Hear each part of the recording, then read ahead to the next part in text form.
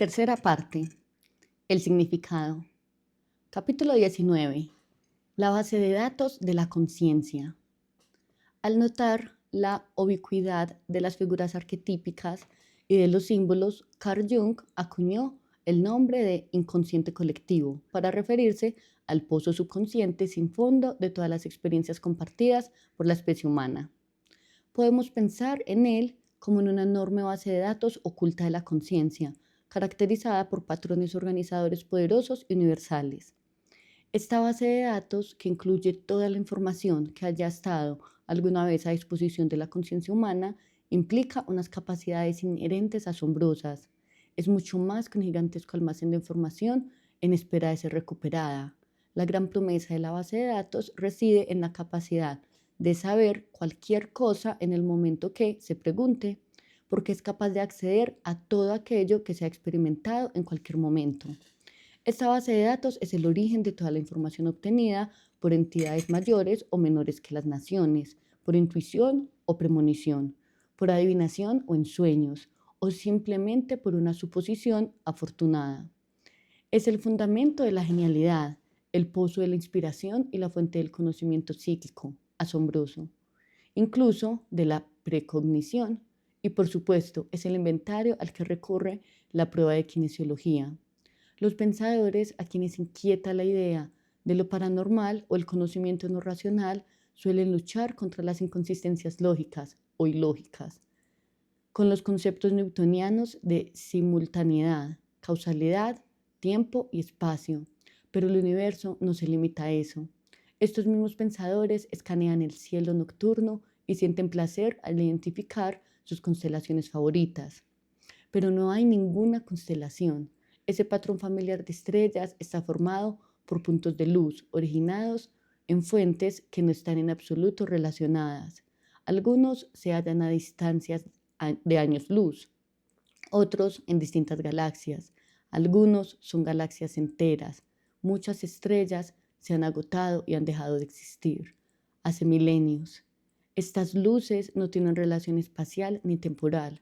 Lo que se proyecta en el cielo no es solo la forma de una cosa o de un hombre, sino que el patrón mismo. La constelación misma está siendo proyectada en el cielo por el ojo del observador.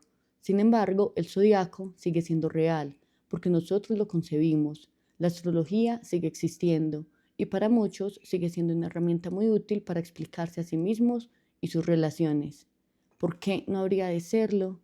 Después de todo, la base de datos de la conciencia es infinita.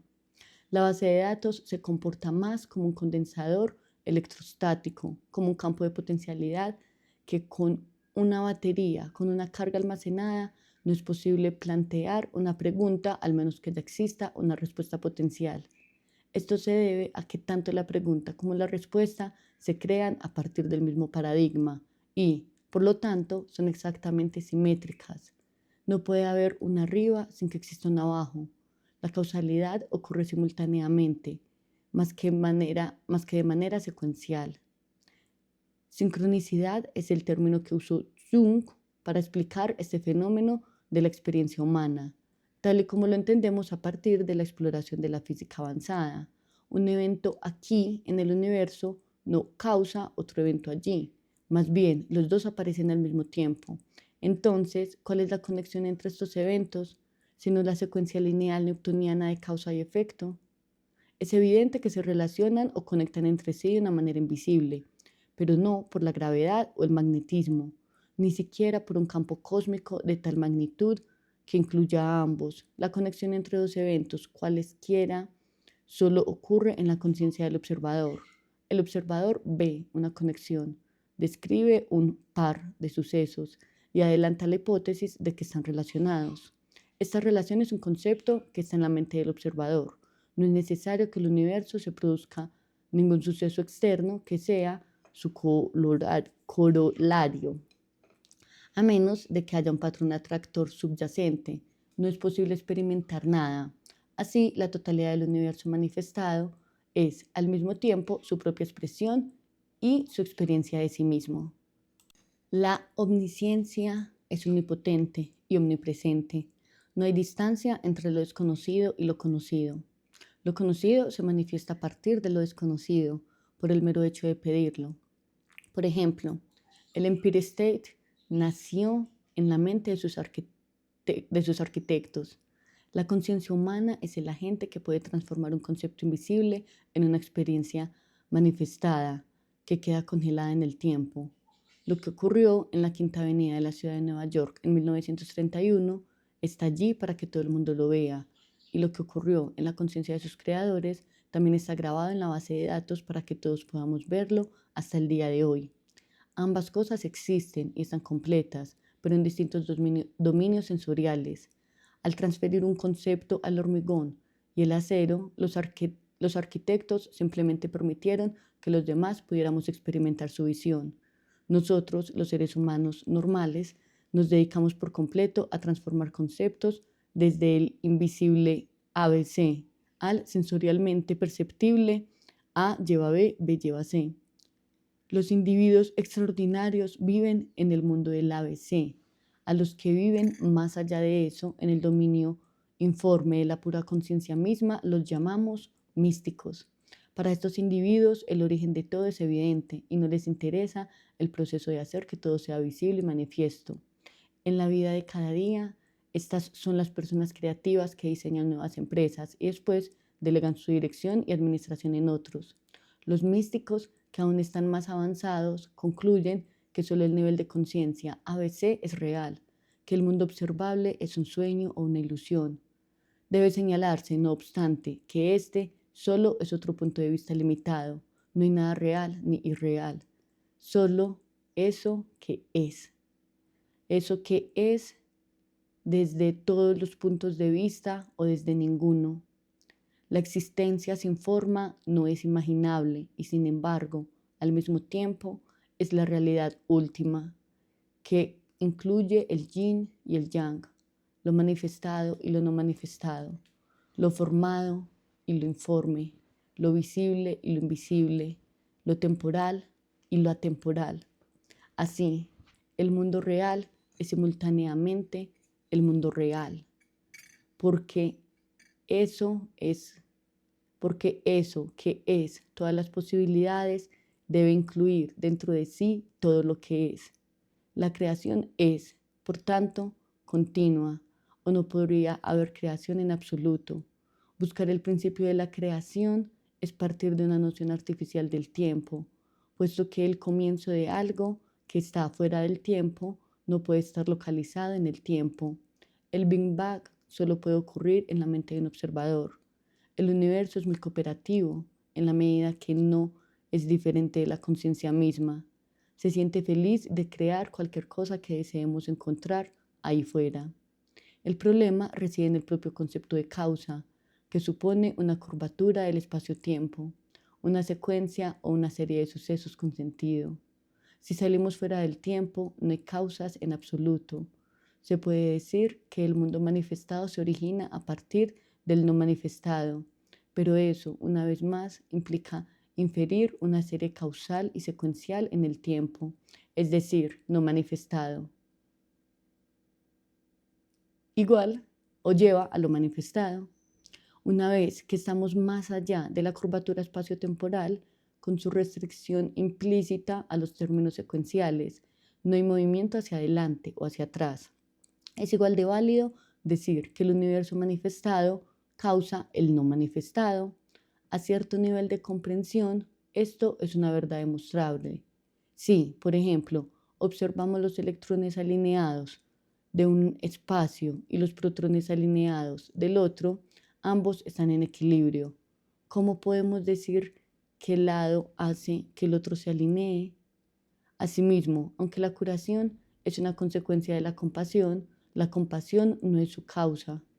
En un campo energético de 600 o superior, casi cualquier dolencia se curará. La fuente de toda vida y de toda forma es, por fuerza mayor, que sus manifestaciones. Sin embargo, no es diferente ni está separada de ellas en absoluto. No hay un mecanismo conceptual de separación entre el creador y lo creado. Como dicen las escrituras, lo que es, fue y siempre será. El tiempo, por tanto, se parece mucho a un holograma que ya está completo.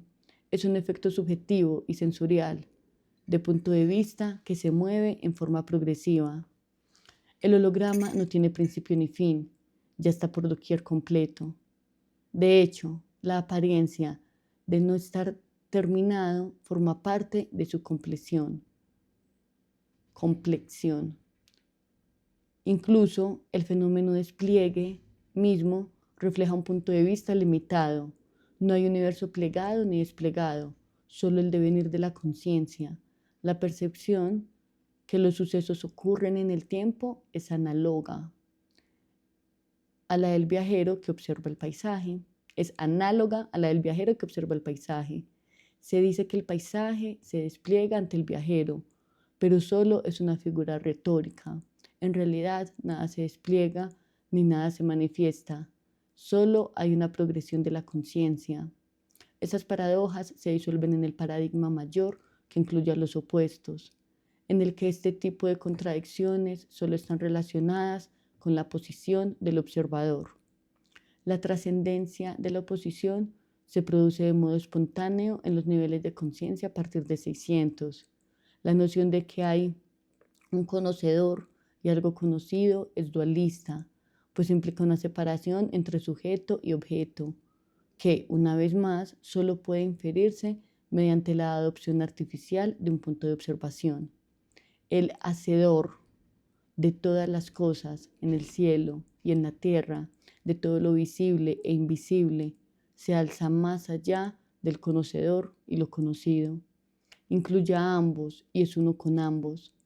Por lo tanto, la existencia solo es la declaración de que la conciencia es consciente de su expresión como conciencia. La ontología no tiene por qué ser especulativa, porque después de todo, solo es la teología de la existencia. Cualquiera que sea consciente de que existe ya tiene acceso a sus formulaciones más elevadas, y más allá de ellas, solo hay una verdad absoluta. Todo lo demás son hechos parciales, generados por los mecanismos de la percepción y la posición limitadas. Ser o no ser no es una elección. Uno puede decidir ser esto o aquello, pero ser es, simplemente, el único hecho que existe. Los sabios que han ido más allá de la dualidad han expresado en distintos momentos históricos todo lo anterior. Pero, incluso así, proclamar que la comprensión de la no dualidad de la existencia es superior a su realización dual es, una vez más, caer en la ilusión. Lo repetiré. Pero incluso así, proclamar que la comprensión de la no dualidad es, una vez más, caer en la ilusión. En el último término no hay dualidad ni no dualidad, solo hay conciencia. Solo la conciencia misma puede afirmar que está más allá de todos los conceptos, como es y no es. Esto debe ser así, puesto que es. Solo puede ser concebido por la conciencia misma. La conciencia misma está incluso más allá de la capacidad de conocer. Por lo tanto, se puede decir que el absoluto es inconcebible, porque está más allá del conocimiento o más allá del alcance de la conciencia misma. Quienes han alcanzado dicho estado dicen que no puede describirse y que no tiene significado para quien no tenga la experiencia de ese contexto. Sin embargo, este es el verdadero estado de la realidad, universal y eterna, aunque no lleguemos a reconocerlo. Este reconocimiento es la esencia de la iluminación y la resolución final de la evolución de la conciencia hasta la autotrascendencia. Hasta aquí el capítulo 19 de esta tercera parte que ha empezado potente. Si requieres, vuélvalo a leer. O sea, de verdad que a escuchar, perdón. Se requiere escuchar nuevamente, comprender. Sé que es un libro que puede ser denso, pero créeme que la comprensión llega cuando simplemente avanzas. La comprensión va llegando. escúchalo las veces que sea necesario porque tiene información muy valiosa y que solamente a nivel, ¿qué palabra utilizar? A nivel álmico es una comprensión sutil que uno no puede explicar con palabras, pero que el entendimiento llega. Gracias, gracias por estar leyendo conmigo, gracias por escucharme.